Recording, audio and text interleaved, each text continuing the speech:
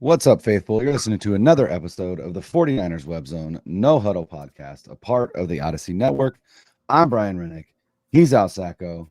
And Kyle Shanahan lost a game to his dad, Steve Spagnuolo, again.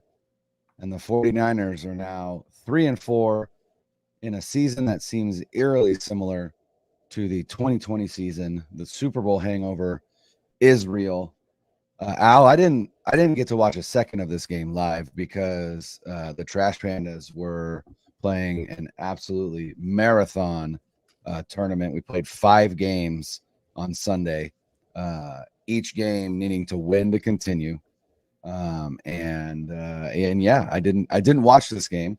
Did you guys win the tournament? We came in third. We lost. Okay. That's yeah, still we lost a in the decent day. semis. Do you get like medals or trophies for that, or is it just They got t-shirts. They got t-shirts that show that they came in third place. So yeah, it was a memorable experience. That team is full of heart, and it was such a joy. And honestly, like I didn't miss watching that game. And I also had a memorable experience from 4:30 to 7:30 Eastern on my part, but I don't think it was as joyful as a memorable experience as you had. It sounds like it was not. Yeah. You know, man, I've been thinking a lot about how I want to approach this today because I didn't think they were going to win. We talked about it. We're probably going to lose this game. Yeah. What I did have in my head, though, was that they were going to come out and they were going to give the Chiefs all that they could handle because this was a big game for the Niners because this is a team that has owned them and has taken 2 rings away from them. I understand there were injuries. I understand Debo went out right before the game and they weren't expecting it. I understand that Aiyuk got hurt during the game. I understand that Jennings wasn't there. I understand all those things. Chiefs have injuries too. What I saw in that game was injuries. Sure, they play a part of your best players, but that's not why they lost the game. They lost the game because they played like absolute garbage. Because Brock Purdy played like absolute garbage. Because offensively, they look like garbage. Because their defense isn't good enough. The secondary played well, but overall, the defense isn't good enough. And you know what? And maybe where I want to lead this show, Kyle Shanahan is not having a good season. It happens. Players don't have good seasons. Right now, the coach is not having a good season. And I was curious where the fan base was with him because Kyle has been very Teflon. He tends to get a lot of passes on a lot of things, look how far he's gone in the playoffs, and deservedly so. When you win all those playoff games and you make it to the Super Bowl, you do get a pass, but he's not having a good year. And I was curious what the fan base thought. Let's put out a poll that has about 1,000 responses to it. And I just said, grade him so far through 7 games. What does the fan base think? I'm curious. I didn't put A as an option because when you're 3-4 and you blow 2 division games too, in the second half to teams that are worse than you and you show up the way you did against the Chiefs, you're not getting an A. So I didn't even put it there. B, C, D, and F. Right now, 5% of the fan base gives them a B, 28% C, 46% D, and 21% F. If it's me, if Al Sacco is given the grade here, he's getting a D so far for this season. I understand there are injuries. I get it. But look at what's happened this year. You lose to the Rams, who are way more beat up than you were when you played them. Yeah. The team that you had a lot more talent than, and you blow it. Play the Cardinals, team that is not anywhere near you talent-wise, and you blow it. Minnesota might just be really good, and you lost. It is what it is. But this game against the Chiefs, you come out, and you did not show up. Your team didn't look ready to play at all. I don't know what the hell your quarterback was doing. We'll talk about that. No idea. Yeah. Your special teams are a shit show. Again. Tell you, man, it does seem like the season from hell. It does seem like the Super Bowl hangover. Nothing's going right. Another huge injury with Aiyuk. Sucks for him. Also, contract-wise, we'll talk about that. You want Aiyuk to get healthy and get back, but the Niners invested a lot of money in him, and contract-wise now, we may not even see him until this time next year, depending on the severity of the knee and everything else. So it's just a rough day for Niners fans. So how do I want to approach this? I don't know. I guess I'm just going to have a therapy session for myself, and the listeners can come along with us. Yeah. It sounds like torn ACL and MCL for Brandon Aiyuk, which is obviously not what you want to hear. Nick Bosa, suffered a similar complex knee injury in the 2020 season, a month earlier than Brandon Aiyuk did. Nick Bosa was cleared for activity 10 months after that knee injury. So, don't really know what to expect from Brandon Aiyuk, but it's pretty safe to assume that his presence will not be felt on this team until well into the regular season of the 2025 season. But you also drafted 2 wide receivers in this past draft. You still have Juwan Jennings. You still have Deebo Samuel. Like, the loss of Brandon Aiyuk should not affect this team as much as it would affect other teams, just based on, again, the talent that they have there. And because you also have George Kittle as a pass catcher. But we'll see. I mean, some people are already saying, hey, they're going to need to make a trade. Well, why make a trade? Like, you got to see what you have in your rookies. I don't give a shit about Kyle Shanahan's reluctance to play rookies. Like, he's lost that ability to use that excuse, because you're the one that drafted a wide receiver at the end of the first round, and you're the one that drafted a wide receiver again in the 5th round. Like, you made it a point to invest in that position, and now you're going to need to use that investment because you've lost your arguably your top pass catcher, if you will. It's just the thing that frustrates me is this offense just seems worse.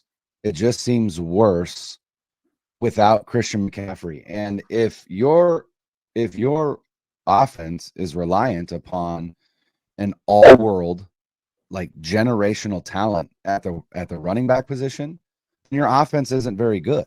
Your scheme isn't going to be very good. And I don't know if he's just struggling to adapt to the loss of Christian McCaffrey when he didn't anticipate that. But we're 7 weeks in. It's 2 months into the season. Yeah, you should have been able to pivot by now. And I'll give you this David argument Lombardi, with that, because go ahead. Oh, sorry, but so Kyle's offense has traditionally got a lot of yards and don't score a lot of points. Some exceptions, the Falcons in 2016 and the Niners last year in 2019. They're good between the 20s. Points, but good between the 20s. And we're seeing a lot of the same issues that plagued this team before McCaffrey was here. To the beginning of 2022 and 2021, the team had a lot of trouble scoring. They were scoring like 23 points a game. And you said, well, we got Aiyuk and we have Kittle and we have Deebo. What the hell is going on? How can you not score points? They're feels like they're right back where they are. The red zone trips, what are they up to now? 17 red zone trips without a touchdown? It's insane. And I don't feel like he's creative in the red zone. It's over and over again. It's the same things. And Brock had 3 turnovers in Chiefs territory. One on the 5 that was, I don't care how much pressure he had on him. Throw the ball out of the back of the end zone. You just force it in between when there's 2 people on Chris Conley. Like, he did things where I'm like, did Jimmy Garoppolo switch bodies with you? Like, what are you doing? Yeah. The 3 interceptions for Brock. And I know I'm jumping around here, but now I'm thinking about 3 interceptions for Brock. The first one he just forced. Again, 2 Chiefs there. Like, okay, brain fart, whatever, move on. The second one, if you watch it on the tape, he was throwing before Bell was out of his break. Now, Shanahan and Purdy both said that it was on Purdy. Yeah. So maybe Bell ran the right route, and did the ball just slip out of Brock's hand? I don't know. And the third interception was a dumb Jimmy Garoppolo type interception where you're getting pressure on you and you panic or whatever the hell he did, and he tries to force the ball in there. It was terrible. So again, you mentioned like the offense and everything like that. Is he that thrown off by not having McCaffrey? Does he need McCaffrey that bad? Maybe. And you always say this, and I was going to text you, but I knew you were at the tournament. When Deebo went out in the beginning of the game, I thought to myself, well, oh shit. Is it going to be one of those games now where they can't do anything because they expected Deebo was there and now Deebo's not there and they can't function? And sure enough, whether it was because of that or not, but Deebo was supposed to be there. He wasn't, and they couldn't function. So criticism with Kyle right now is warranted. Has he been a good head coach? Absolutely. Is he one of the better head coaches in the league? I still think so. He's not elite. Andy Reid is elite, and Andy Reid works him every time he coaches against him. Yeah. But he's in the upper echelon of these head coaches. But there's things this year he's not having a good season. There are things that are worrying me. Doesn't mean he can't rebound, but right now Kyle is struggling as a head coach, just as a lot of the players are struggling on the field. Yeah, and like I said, there's just no creativity, and like you watch like Ben Johnson in Detroit, and you watch that Lions Cowboys game, and it became a laugher. And when it became a laugher, like there were multiple times where Ben Johnson has drawn up plays trying to get one of his linemen a touchdown, right? And you're like, wow, that's like it is what it is. Again, it shows just a level of creativity that we don't really see from Kyle Shanahan. And play action is down. I just don't understand what the offensive identity is for this 49ers team this season. It just doesn't seem like they have one. And it's like Kyle is just floundering to find something, and he's just not. And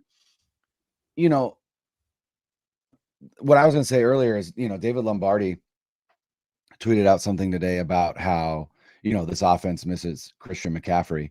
And I don't disagree with that, but at the same time, like Grant Cohn quote tweeted that and said, Christian McCaffrey's yards per carry against the Chiefs in the Super Bowl was 3.2, whereas Jordan Mason's yards per carry against the Chiefs on Sunday was 4.1.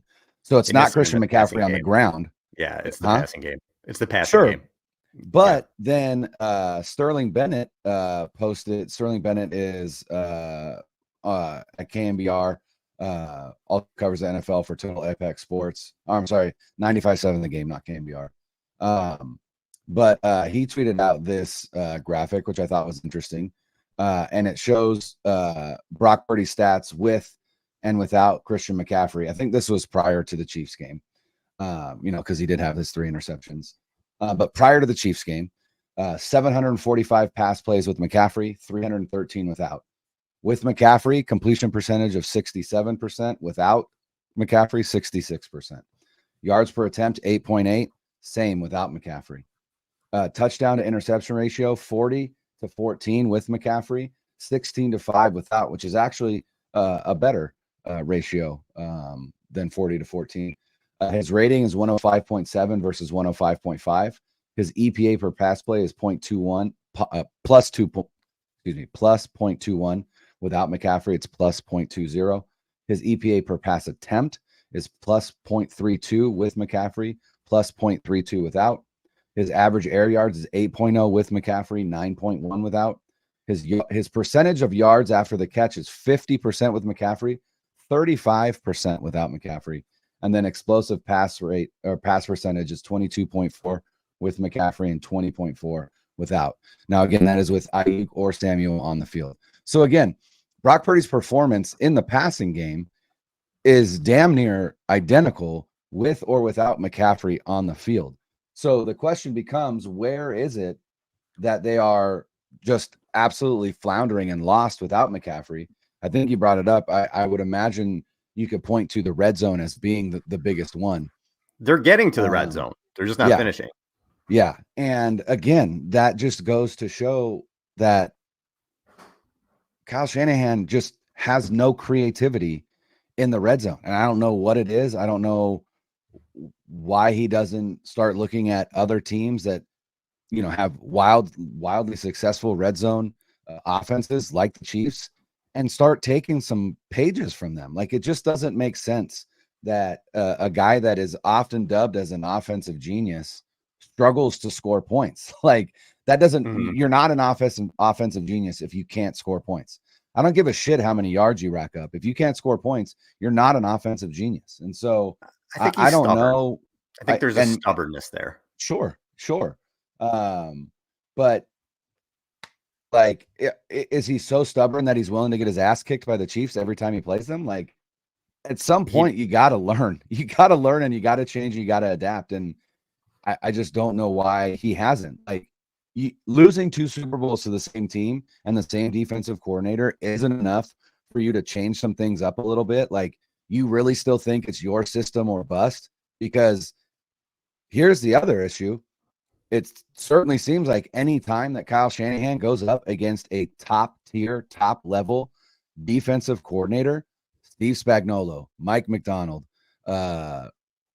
Jim Schwartz, Brian Flores, right? Bill Belichick, they absolutely take his lunch every single time. That's a problem.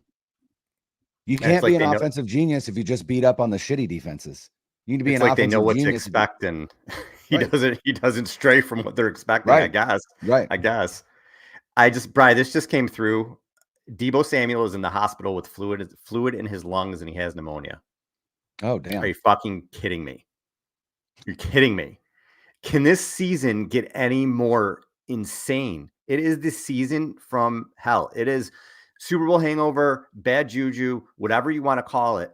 So the Niners get their rookie first-round wide receiver back who was shot. Somebody shot him. Chest. He literally got shot. He comes back. On the day that he comes back, your wide receiver who you paid $30 million a year for, who wasn't having a great season and was sort of the ire of some fans, but we're all rooting for him to get back. We want Brandon Aiyuk. We need Brandon Aiyuk. He tears his fucking ACL. You do everything wide receiver. Deebo Samuel gets pneumonia. He gets pneumonia. Christian McCaffrey has not one foot with ACL tendonitis or whatever the hell it is. He has two. He's got two. Dude's going to Germany for this is the most insane season. It's like, it just feels, it's different than the other years where they were 3-4 or 4-4, and they came back and said, okay, the second half of the season, they were great. Just ain't that this year. The team isn't as good. They're missing pieces that they're not getting Hargrave back, most likely, maybe in the playoffs. They're not getting Aiyuk back. I don't know if they're going to get McCaffrey back. And if they do, I don't expect them to come back and be Christian McCaffrey right off the bat. It's just bad vibes, man. The football gods, it feel like they said to the 49ers, listen, we gave you your window. We gave you your chance last year. You took the ball in overtime. You didn't go for, you made two special teams miscues. Football gods are closing the window. That's kind of what it feels like to me. Can things change? You never know. It's the NFL. But the way it's gone right now, man, it's just, you cannot make this stuff up. He's got pneumonia. We want all these people. I want them all to be healthy. That's paramount over sports, obviously. But when you look at the sports aspect of this, holy shit. Like, what's next? Yeah. And you're like, wait, it's like, how do you get pneumonia? And like, I mean, it's still damn near summer over here on the West Coast in terms of the weather. Like, I'm like, how does that happen? But, it's interesting because, everybody talks about the Super Bowl hangover and how difficult it is for, teams to lose a Super Bowl and get back the following season. The Chiefs just did it. The Chiefs are proof positive that it can happen.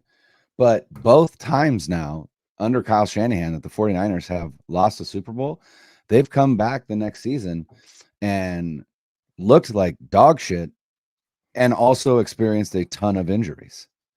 And which happens sometimes after long seasons or long. Again, these guys have played 60 games a lot of the last 3 years. It happens. It's the game. But also I feel like the looking like dog shit and all the injury, they're not mutually exclusive, right? Like, they don't look like shit because they have all the injuries. They look like shit and they have a lot of injuries. Like, it's both. It's not one because of the other. Because like I said, like, regardless of McCaffrey, Aiyuk, what, you still have Deebo, you still have Kittle, you still have, Jordan Mason, who is one of the leading rushers in the NFL. You still have Fred Warner, you still have Nick Bosa, you still have Trevor Arsford, you still have Diamador Lenore. You have a lot of top end talent that isn't injured on this team. There's no reason for this team. You still have Trent Williams holding down the left side. You still have a rookie. You have a rookie in Dominic Pooney who has elevated the right side of, like, there are still a lot of positive things on this team for them to still look so bad, just so bad. And it just doesn't, to me, that is a reflection on coaching more than it is like bad luck or Super Bowl hangover or whatever. And again, am I saying that Kyle Shanahan deserves to be fired? No, I am not. But at a certain point, you gotta produce what this fan base expects and what this ownership group expects, which is a Super Bowl trophy. And I haven't felt as a fan farther away from that since 2020. You know what's sticking in my head a little bit, and again, I don't think it's going to be a situation where he gets fired, just in terms of what's going to happen in the next 2 or 3 years. When I think about this, there were reports. I think Grant Cohn reported it, and maybe a couple other people, that ownership wasn't real happy that they were shelling out all this money to all these players, to Aiyuk and Christian McCaffrey and Trent Williams. It was Grant Cohn. It was a Grant who said someone had told him that. So I do buy that, and that doesn't mean that they're, again, that it's a fractured relationship or anything like that. They're probably just saying, listen, we're paying this money to these older players. These are your guys. If we're doing this, we need results. We need to come out with something. The way this season's going, in the way it's happened with some of these guys that they've paid or whatever, Williams is getting older. McCaffrey hasn't been on the field yet. Again, Aiyuk, we wish him well and everything, but he's out. You paid him all that money, and then I don't want to look at it this way, because it is. I do always think about the human element, but again, the business element of it. If you're owning a team, I just paid for this investment. I'm not going to have this investment for the next year now. So if they shell out all this money, and if things do start to go downhill, and if the window is closed, they have to turn it around quickly, right? That's something that keeps sticking in my head a little bit as the season goes along. I did want to talk about Purdy, though, because I do think he's a victim of everything he does is so magnified. And did he play well yesterday? Wow, nope. yeah. He played terrible. And I've been really complimentary Purdy. I'm a Purdy guy, but I've been saying, if you follow me on Twitter or you listen to the show, I'm telling you right now, he played like garbage. I thought it was inexcusable, some of the interceptions that he threw. He underthrew 2 long passes that could have been touchdowns. He threw 3 boneheaded interceptions. He played terrible. And I'm not excusing that. He really cannot. That might have been the worst game he's ever played. Having said that, the Ravens game was 24. What was that? The Ravens game. The Ravens game, but there were some tip balls in that game. It wasn't like there were some bad picks, but it also wasn't like, bro, what the hell are you doing with every interception? I felt like this game, every pick, I was like, is that really Brock back there? Like, what are you doing? Having said that, he's a 24-year-old QB. He's had 28 starts. He's going to have some stinkers in there. CJ Stroud just had 10 completions for 76 yards or whatever it was. Nobody's talking about that game the way that they are with Purdy right now. Now, Purdy played worse than that. I watched both games. Purdy did play worse than Stroud, but he's just so magnified everything that he does. And Purdy's had an 87.8 rating. This is from Josh Dubow, with 14 TD passes and 12 interceptions in his last 12 starts. Okay. 2 of those starts were against the Ravens and the Chiefs, which were atrocious, and he had no touchdown passes and 7 interceptions. But in the other 10 games, he had 14 TD passes and 5 interceptions. So really, that's the product of 2 games, if you're looking at it statistics-wise. Now, I guess I saw reports that he and Kyle Shanahan had a real long, well, it was more like, I guess, what we were told. A one-sided conversation. One-sided conversation with Kyle sort of lecturing at him, which, again, is fine. When you play like that, he should, your head coach should be on you. You have to take responsibility, and I'm sure Brock did. But this is not a situation to me where I'm like, oh, well, now we can't pay him. Well, now what are we going to do next year? Because I thought he had a really good season up until now. He wasn't perfect, and there were a few games where you're like, or a couple games. But for the most part, I thought he played really well. It's 1 game. He's 24 years old. He's had 28 starts, and it's probably against the best defense in the league. And a defense like that we talked about owns your play caller. Yeah. So didn't go well. There's 10 more games this season to see what happens. I do not. Maybe Brock will have one more stinker. It happens, but I do not foresee like everything's over and now you can't pay him and everything like that. I don't think a lot of quarterbacks are worth 60 million. So I get that aspect of it. But in terms of paying him to be your franchise QB, I'm not off that boat from 1 week. I think people need to calm down with that. But he does deserve every bit of criticism that he got for this game, because a lot of boneheaded stuff. If he leads them on those touchdowns, it's a different story. If he doesn't have 3 interceptions in Chiefs territory, it could be a different story. Played poorly, and we got to call him out on it. Yeah, the 49ers remaining schedule is against the Cowboys, the Bucks, the Seahawks, the Packers, the Bills, the Bears, the Rams, the Dolphins, the Lions, and the Cardinals. So when it comes to defenses that are playing really, really well right now, there's really only one that jumps out to me, which is wild, and it's the Bears. The Bears have been playing really good defense for a while now. Since they made that Montez Sweat trade last year, their defense has been playing really, really well under under their defensive-minded head coach. But outside of that, the Bills have an okay defense. They show up sometimes. They show up. They don't show up other times. The Packers, they're rounding into form. It seems. Yeah, they had a lot of turnovers. Had a hell of a game against the Texans. And then I don't know. The Lions.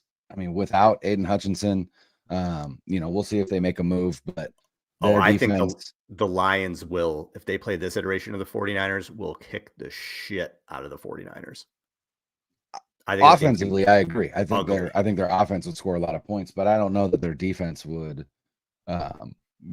stack up. I think it would be very similar to the Vikings game, right? With Sam Darnold, where it's a back and forth game, and then it just ends up that the Lions score a little bit more. Because what was the final score of that game? It was like 30. The NFC Championship? No. The Lions Vikings game this past Sunday. It was more 31-29. Something like that. Yeah, I was gonna say. I know. I just looked it up. Yeah, 31-29. So again, a back and forth game. But we're talking about a Lions team that put 31 on a Vikings defense that's been really, really good this season. So yeah, no, that Lions offense is really good. Put 47 on the Cowboys, but also only put up 20 against the Cardinals, which is like, again, the NFL sometimes you're just like, I have no idea, which is why I would never bet real money on it. But hey, you're right. I mean, this offense still has an opportunity to get back on track. I don't know that they're going to face a defense the caliber of the Chiefs. Outside of, again, the Bears, no idea what to expect from the Packers by that point or anything like that. But yeah, I mean, something's got to change. The reports are that Christian McCaffrey is eyeing a return after the bye against the Bucks. We'll see if that actually happens. I don't trust any of that. I don't trust it either, but I'm just saying that's what's being reported right now. John Lynch has said that there hasn't been any setbacks. Again, he has no reason to say if there was, he wouldn't tell us anyway. But I don't think that Christian McCaffrey is the answer for this team. I don't think it. Like I said, because he's not going to be 100%. There's no way that he can be. So, I mean, is an 80% Christian McCaffrey enough to jumpstart this offense, or at least to jumpstart this offense in the red zone? Maybe, I don't know. But like I said, Jordan Mason has been a revelation on the ground. So that's not necessarily going to get better. So it just doesn't seem like there's anything that you can look to and be like, well, as long as this happens, right, they can get back on track. I just don't I don't know what. And the other thing that's frustrating about Kyle is like, why hasn't the special teams coordinator been fired? Like, you gotta see how shitty you are on that side of the ball and be like, something's got to change. Like, every game something happens. Yeah, you can't just allow it to continue to happen. Like, that's another stubbornness right there. It's like, make a change, do something. And it just feels like he's on autopilot right now. And this season is just maddening. And I don't know. It's frustrating. In another place where he's going to take heat if things don't turn around is defensively, because you did push Steve Wilkes out. He was scapegoated in a lot of ways. And I agreed with that. I didn't think he was a great fit. I get it. But if you're going to do that, the person you bring in has to end up being a stud. Yep. Going to give Sorensen time because Saleh started out slow. I mean, he didn't have the players when he started out, but it took him a little while. It even took D'Amico Ryans a little bit earlier in the season to get going.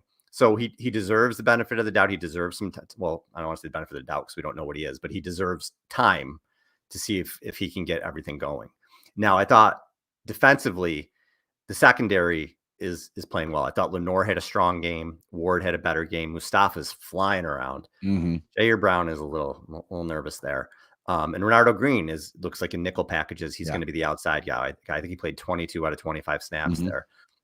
Love what we're seeing in the secondary. We know the linebackers are going to be what they are until Greenlaw gets back, but I did love that Winters saw a lot more time. Like I'm glad that it was like, hey, you know, we cannot continue, like, regardless of what, you know, even going up to this game, Sorensen was like, you know, we like Devondre for his veteran, you know, leadership and whatever. But, you know, I was glad to see that Winters got more run than, because he should. Like, Devondre Campbell is a liability. You cannot continue to trot him out there. 100%. And the Chiefs were able to run the ball in the Niners. They ran for 184 yards. It's with and the Chiefs aren't a good running team. No, they Kareem Hunt 22 carries, 78 yards, and Mecole Hardman 2 carries for 38 yards. Carson Steele 6 for 17. You know, they just kept running the ball. Mahomes, again, they always have trouble with scrambling quarterbacks. Mahomes ran for 39 yards on 5 attempts, 4 touchdowns on the ground. You brought up a team like the Lions. The Lions have run for 300 yards on the Niners right now. You know, and it's just, I don't know where that fix is. Like you said, I don't know where the fix is, because Kalia Davis made a terrific play where he tipped the ball in interception. That was a huge play. But unless you make a move, you're kind of stuck with who you got there. You're going to try to break in Evan Anderson, and you got to rely on Lee Collins and those guys. So, I don't know if there's fixes there. But 3 bright spots in the game to me were Lenore, were Mustafa, and the Kalia Davis play was huge defensively. I do want to shout out Jacob Cowing as well, who had 2 big plays in a game where the Niners couldn't really get any separation again. And I know Debo wasn't out there, but Debo had trouble separating in the Super Bowl. Aiyuk was out there for as long as he wasn't tearing it up when he was out there. Cowing looked pretty explosive, man. Yeah. He's a guy I want to see get more run. And I don't know if Juwan Jennings will be able to play against Dallas, but Jennings is obviously a big safety blanket for Purdy, and get Cowing in there, man. Again, if Purdy leads him, that was a touchdown. Yeah. Also, get Cowing in there and get Ronnie Bell off the football field. What are we doing? I don't understand. How do you see that play to Cowing and then bring him off the field and put Ronnie Bell on? Like, what again? It's the stubbornness we talked about. I just don't get it. Like, but stubborn. Like, what has Ronnie Bell done to earn time? Like, I don't understand. Like, no, that's fine. It's like stubborn. That's fine. But Ronnie Bell has done nothing. He's done less than nothing, and he's still getting run out there, and it just makes 0 sense. Other than not being a rookie, I guess. That's the only thing I can think of. He's a second-year player. Yeah, it's right. There's no rhyme or reason to it. But Cowing, the way that he looked, you just see that again. Just a lame. Just anybody who doesn't even know football can just look at that and say, "Oh, well, he's fast. Well, he made some plays. Let's get the ball in his hands." So I hope that he does, man. I hope that he gets him out there, because if still not going crazy, still think they can be a playoff team here. 9 wins is probably going to win the NFC West, 10. But if there is a blessing in losing some of your starters, your big time guys, is that you can get a look at other players. So Hufanga, you want him on the field, but he's not there now. We're going to look at Mustafa.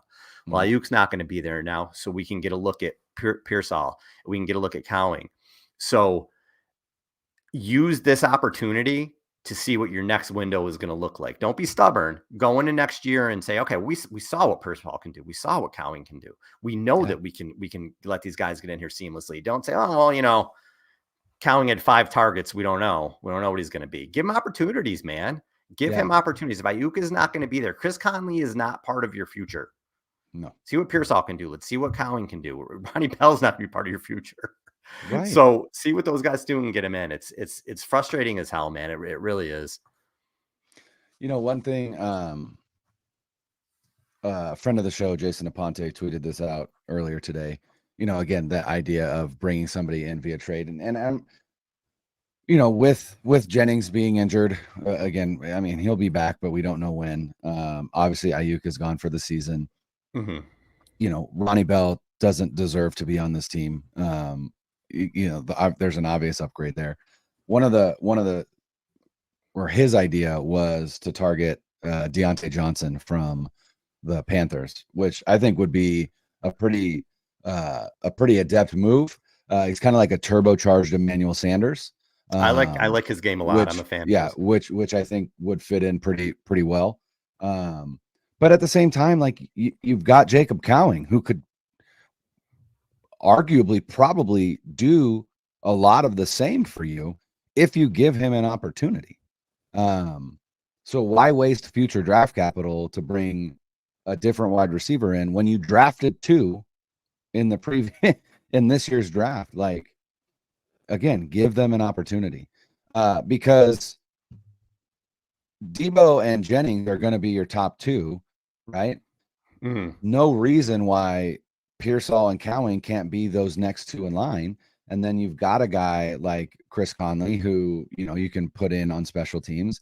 And then, like I said, just leave Ronnie Bell on the curb somewhere, because that's where he needs to be. Deontay Johnson's in the last year of his contract, which I did not realize. Yeah. So he would be a rental. The only way you make that move is if you're in it. And when is it? November 4th is the trade deadline. Mm-hmm. Assuming they beat the Cowboys, they're going to be in it.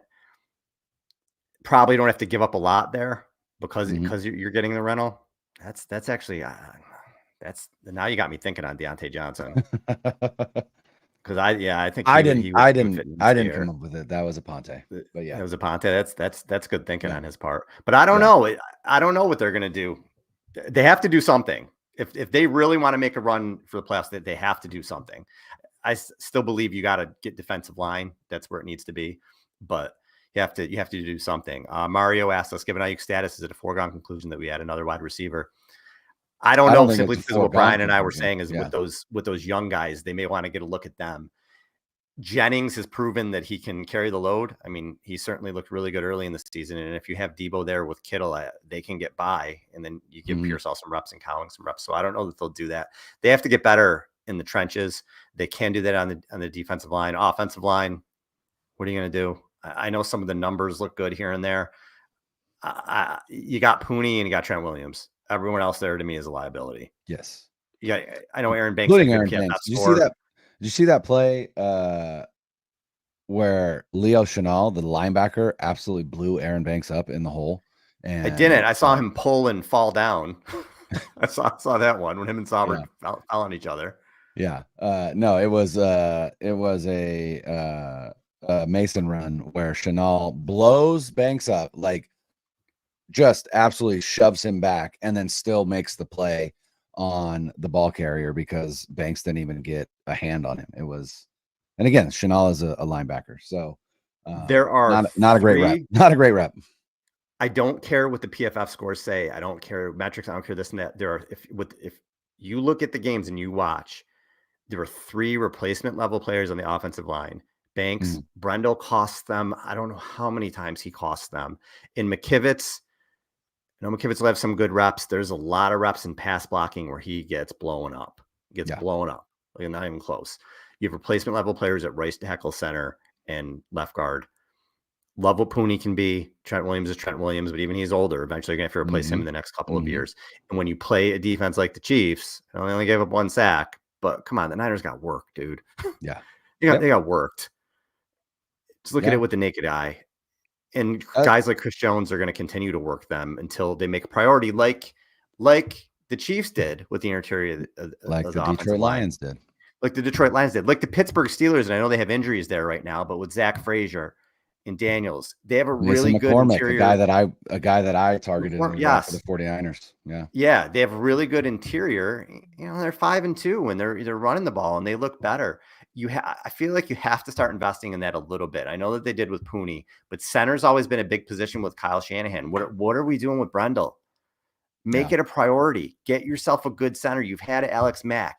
You went out and made Rushton Richburg a priority when you first, was it 2018? They went out and made a big free agent splash with him.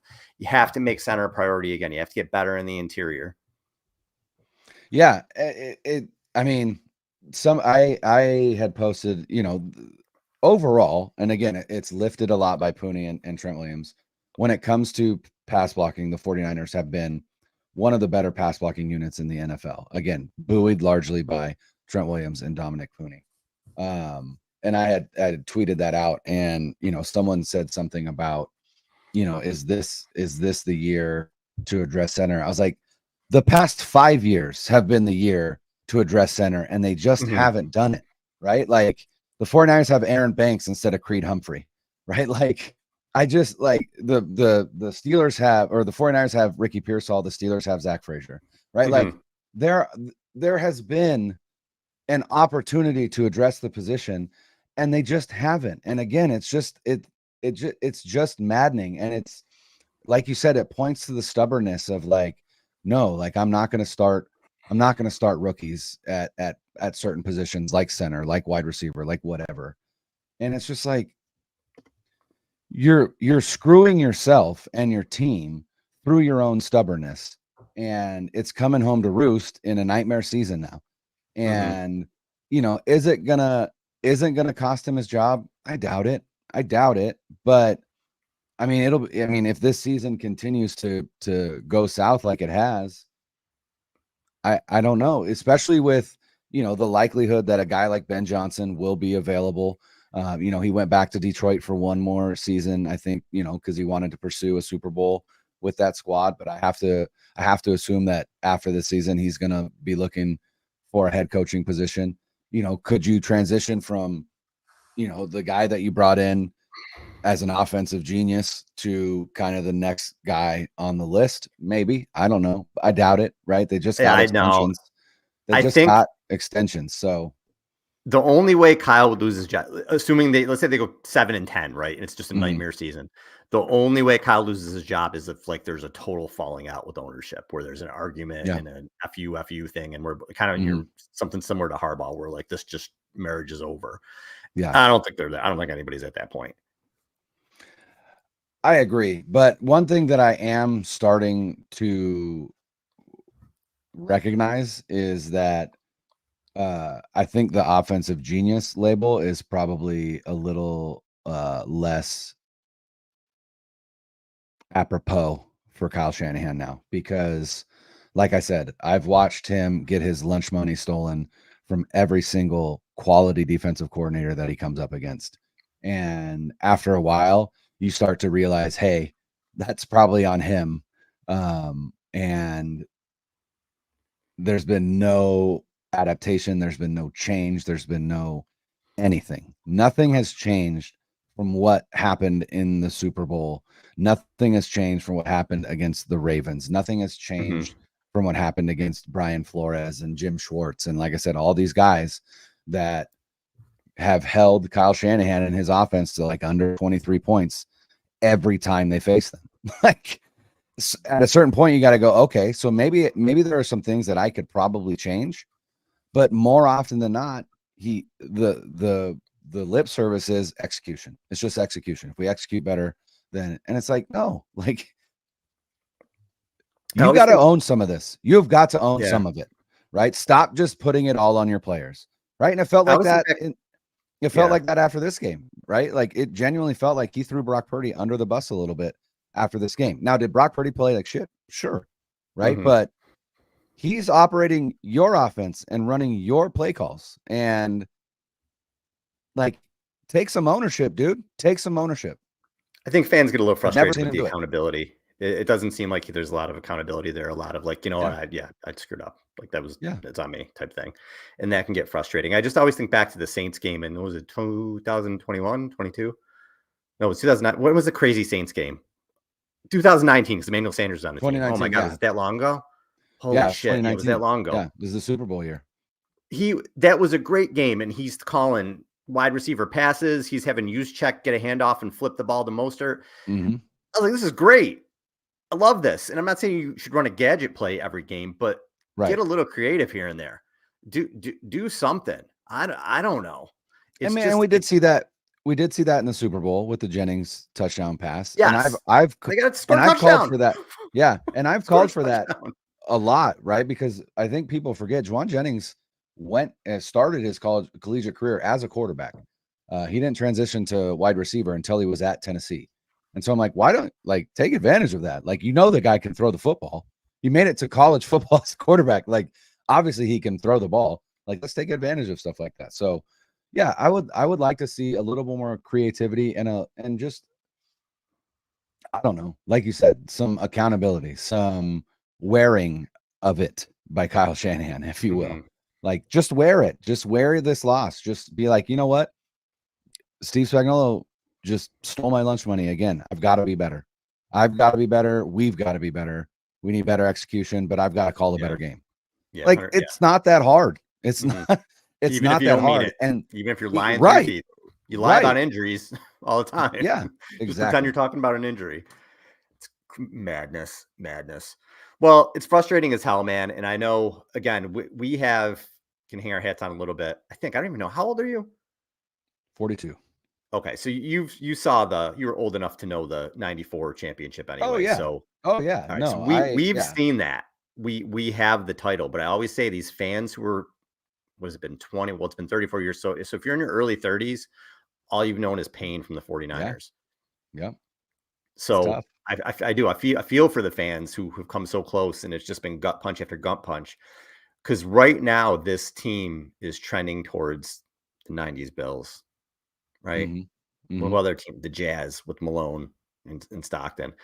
That's kind of what they're trending towards right now. That sort of team, and that's, I feel for the fans who haven't gotten to see the title, getting so close, and then if that window closes again, then how long is it going to be? It's been a long time. It's been a really long time. But the one thing in the NFL that can open a window faster than anything else is a quarterback and head coach combo that that can win games. And again, you look at Sean McVay and Matthew Stafford, right? Like no one expected the Rams to be good last year, and all of a sudden they make the playoffs. Why? Because Sean McVay is a great head coach and Matthew Stafford is a great quarterback. Yeah. Do we think that Brock Purdy is not at Matthew Stafford's level yet, but there have been glimpses of greatness from him. And so, if that can grow, then, I don't know that the window closes, right? It may close a little bit, but there's always still going to be that opening. And then, if you can reconstruct this roster around a very high priced quarterback, then you might be on another run. But I don't know. It just, this season, this does not feel, this is not a Super Bowl team right now. No. Full stop. It's maybe a playoff team just based on the remaining schedule and the weakness of the NFC West and the NFC overall.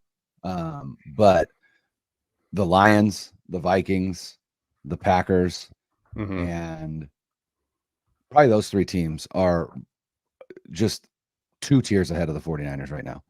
Yeah. And there's still time for that to change. But as it stands right now, this season is just a big woof. Well, we got 10 weeks, 11 weeks to turn it around. And if not, I don't know, man. I'm not going to be happy the next couple months. Yeah.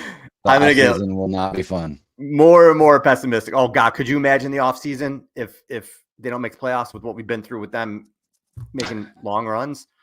It's gonna be unbearable. It's gonna be unbearable. Yeah, especially when the Brock Purdy contract negotiations go into week 1. Can you imagine? We gotta go. Maybe this is a conversation for another day, but if they ever did say we're not paying this guy, so now you're going into your 9th season, and this would have been your 4th QB, essentially. Yeah. I know they've played more than 4. But Jimmy Garoppolo is our franchise QB. No, he's not. We're trading for Trey Lance. No, he's not. We found this guy Purdy. If you're 2.5 years later saying, oh, no, he's not, we're going to get Kirk Cousins for a year or two or whatever. At some point, too, that gets to be just what are we doing? What are we doing? Yeah. We're not there. I don't anticipate we're going to be there. I'm a Brock guy until I'm not a Brock guy anymore. I'm still a Brock guy.